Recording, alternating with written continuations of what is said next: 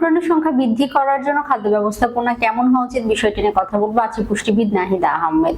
যখন ছেলে পেশেন্ট আমার কাছে আসেন তাদের অনেকের এই বিষয়টা ইনকোয়ারির মধ্যে থাকে বা এই বিষয়টা অনেকে জানতে চান, কারণ অনেকেই দেখা যায় যখন গাইনোকোলজিস্ট দেখিয়েছেন কনসিভ হচ্ছে না বাচ্চা, বা অনেকের ক্ষেত্রে দেখা গেছে শুক্রাণুর সংখ্যা অনেক কম বা স্পার্ম কাউন্ট অনেক কম, তারা বলেছেন একটা সঠিক সুন্দর খাদ্য ব্যবস্থাপনা বা খাদ্য তালিকা একজন পুষ্টিবিদের কাছ থেকে তৈরি করে নেওয়ার জন্য সেই বিষয়টি নিয়েও কিন্তু অনেকেই জানতে চান। কারণ অনেকের ফ্যাটি লিভার থাকে, ডায়াবেটিস থাকে, উচ্চ রক্তচাপ থাকে, অনিয়ন্ত্রিত অনেক রোগ থাকে। এর পাশাপাশি দেখা যায় তাদের স্পার্ম কাউন্ট কম। অনেকে চেইন স্মোকার থাকেন বা স্মোকিং করেন, তাদের ক্ষেত্রে শুক্রাণুর সংখ্যা কমে যেতে পারে। অনেকে স্ট্রেসফুল জব করেন, অর্থাৎ প্রচুর পরিমাণে স্ট্রেসের মধ্যে দিয়ে দিন কাটাতে হয়, কাজের অনেক প্রেশার, তাদের ক্ষেত্রেও কমে যেতে পারে।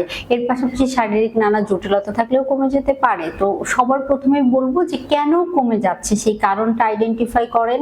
অসুখ থাকলে, যে কোনো অসুখ থাকলে সেটা নিয়ন্ত্রণে রাখার চেষ্টা করেন। তার পাশাপাশি একটি সুস্থ সুন্দর খাদ্য ব্যবস্থাপনা, যেমন যখন এই বিভিন্ন ধরনের শারীরিক সমস্যার পাশাপাশি স্পার্ম কাউন্ট অনেক কম, তখন আমরা তাদেরকে বলি আপনি খাদ্য তালিকায় প্রোটিনের পরিমাণ বাড়িয়ে দেন। প্রোটিনের পরিমাণ বাড়িয়ে দেওয়ার ক্ষেত্রে একটা বিষয় খেয়াল রাখতে হবে যে প্রোটিন বাড়লে কিন্তু ফ্যাট পার্সেন্টেজও বেড়ে যায়, কারণ প্রোটিন সমৃদ্ধ খাবারগুলোতে ফ্যাটের পরিমাণ বেশি থাকে। তাই অবশ্যই কোন কোন খাবার কিভাবে গ্রহণ করতে হবে এই বিষয়টা খেয়াল রাখতে হবে। জিঙ্ক সমৃদ্ধ খাবার, জিঙ্ক সমৃদ্ধ খাবার বিভিন্ন বাদাম, বীজি জাতীয় খাবার, ডিম হতে পারে, মুরগির মাংস হতে পারে, গরুর মাংস হতে পারে। কোন খাবার আসলে কতটুকু গ্রহণ করবেন, কোন ধরনের জটিলতা রয়েছে, শুধু কি আপনার শুক্রাণুর সংখ্যা কম নাকি পাশাপাশি আরো অনেক সমস্যা রয়েছে, এই বিষয়গুলো সবার প্রথমে কিন্তু আলোচনার প্রয়োজন। তার পাশাপাশি আমরা অবশ্যই সেলেনিয়াম সমৃদ্ধ খাবার রাখতে পারি। সেলেনিয়াম সমৃদ্ধ খাবারও কিন্তু দেখা যায় বেশ কিছু জায়গায় উঠে এসেছে, স্পার্ম কাউন্ট বাড়াতে সাহায্য করে।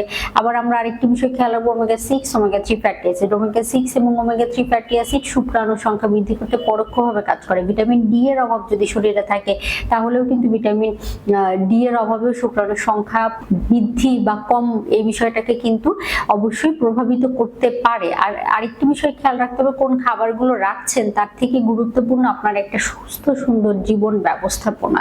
আপনি শুধু এই খাবারগুলো খেলেন, ডাক্তার যে ট্রিটমেন্ট লিখে দিয়েছে সেই অনুযায়ী ট্রিটমেন্ট গ্রহণ করলেন, কখনোই আপনি সমাধান পাবেন না। একজন পুষ্টিবিদ এবং লাইফ স্পেশালিস্ট যারা আছেন বা লাইফ নিয়ে যারা আসলে কাজ করেন, লাইফ চেঞ্জিং নিয়ে যারা কাজ করেন, তাদেরকে দেখিয়ে নিয়ে আপনারা অবশ্যই একটি সুন্দর খাদ্য ব্যবস্থাপনা তৈরি করে নেবেন। পাশাপাশি দেখা যাবে যে সমস্যার জন্য এই স্পার্ম কাউন্ট দিনে দিনে কমে যাচ্ছে, সেই সমস্যাটি সমাধান করার চেষ্টা করবেন। এতে করে দেখা যাবে যে আপনার অবশ্যই শুক্রাণুর সংখ্যা বৃদ্ধি করতে সেগুলো কিন্তু সাহায্য করবে।